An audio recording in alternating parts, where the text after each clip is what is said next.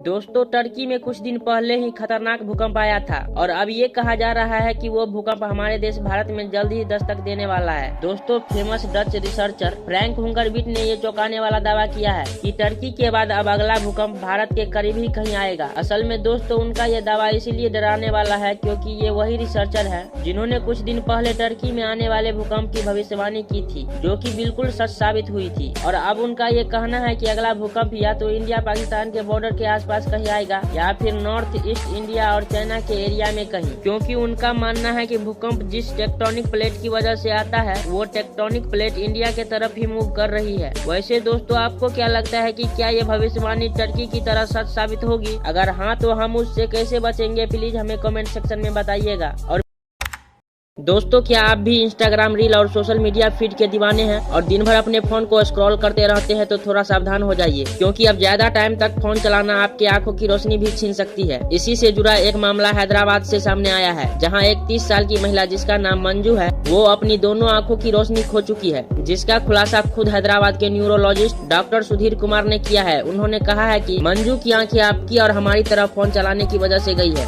और सबसे हैरानी की बात यह है कि मंजू की आंखों में ये दृष्टि दोष लगभग 1.5 साल पहले से ही हो गया था, लेकिन उसे इस बात का पता तक नहीं चला। वो रात रात भर लाइट ऑफ करके अंधेरे में फोन का यूज करती थी, जिससे उसकी आंखों की रोशनी पूरी तरीके से चली गई। इसलिए दोस्तों अगर आप भी दिन भर फोन को यूज करते रहते हैं तो थोड़ा संभल जाइए, क्योंकि मंजू के साथ जो हुआ वो आपके साथ भी हो सकता है। वैसे दोस्तों आप तो ऐसे किसी प्रॉब्लम को फेस नहीं कर रहे हैं ना? अगर कर रहे हैं तो प्लीज डॉक्टर को दिखाइए और अपना ध्यान रखिए।